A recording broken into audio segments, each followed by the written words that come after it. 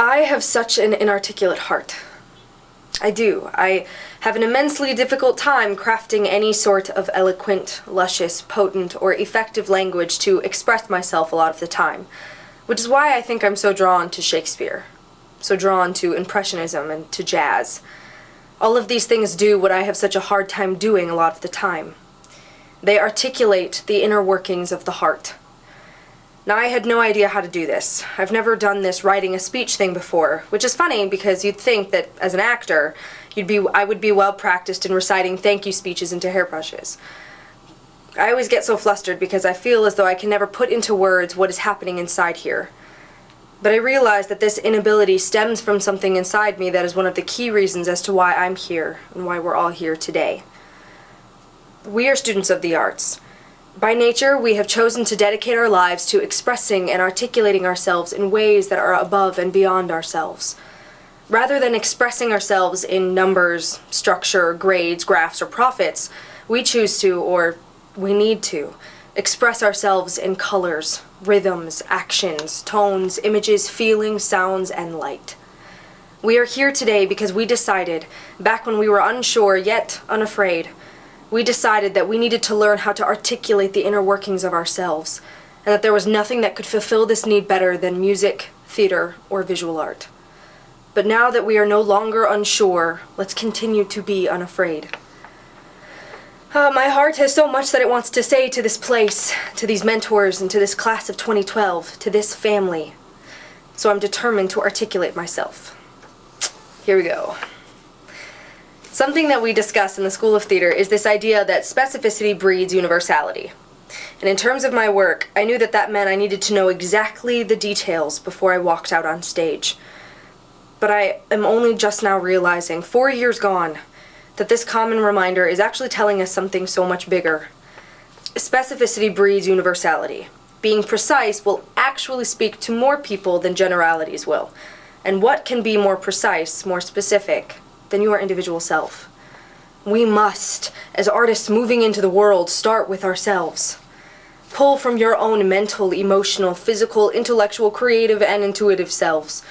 When they want to hear Mozart, you play them your Mozart.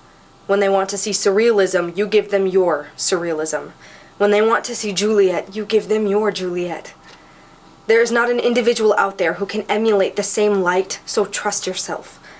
You came to this school because you had something in you, whether you knew it or not at the time, that was unique and beautiful, and you wanted to learn how to share that beauty in order to provoke, incite, and even to highlight and challenge the not-so-beautiful parts of us, or the status quo. After 4 years of hard work in a building that literally never sleeps, you now have the technique, the skills to create. So trust that you have the craftsmanship to know how to create beauty wherever you go.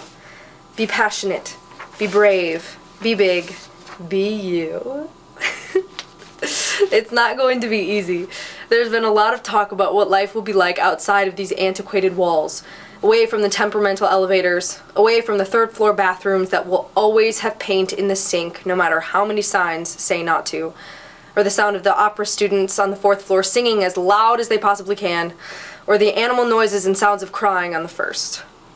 We have been told to expect that living a life in the arts is harder than we imagine. It is riddled with uncertainty, complexities, and the lack of satisfaction. And I challenge you, as I challenge myself, to live with the uncertain and the complex. The uncertainty of ever being satisfied with your work and the complexity of pursuing it anyways. When we give ourselves over to the work and over to our passions, we ultimately surrender to this idea of easy, because the process is never ending. And it is rich with growth, failure, enlightenment, and in my case, a lot of tears. But never settle for comfortable or easy. Let's be honest, if you really wanted easy, you would have chosen a job with a higher pay rate. But I implore you to continue the long nights, continue to struggle, and be forever restless, constantly searching for another brilliant gasp of inspiration. You are exactly what this world needs right now. I have come to notice that it is the flesh and blood, the organs, and the heart of this world that needs to be nourished nowadays. Because we live in a world that is so centered upon the practical, productive, or profitable, we as artists need to fearlessly share our vibrant internal creative lives so that we can add the color, texture, depth, light, shape, and size to a place that is becoming increasingly black and white. By devoting yourself to a life focused on the heart and soul versus the skeletal structure, you liberate yourself into expression and give others permission to do the same. Dare yourself to succumb to the work, surrender to your heart, and sacrifice your ego for something greater than applause, greater than awards, greater than yourself. Our art, our chosen mediums, are our vehicles for the articulation of our hearts, including our deepest, darkest chambers. So use them to express what your hearts and what your passions need to say. Start with yourself to grow bigger than yourself. My classmates, my CFA family, thank you for being bold and daring to take part in this adventure with me and with everyone else in the class of 2012. Thank you to the mentors, the teachers, and ultimately the friends who gave us the mirrors to show us how expansive our own wings truly are.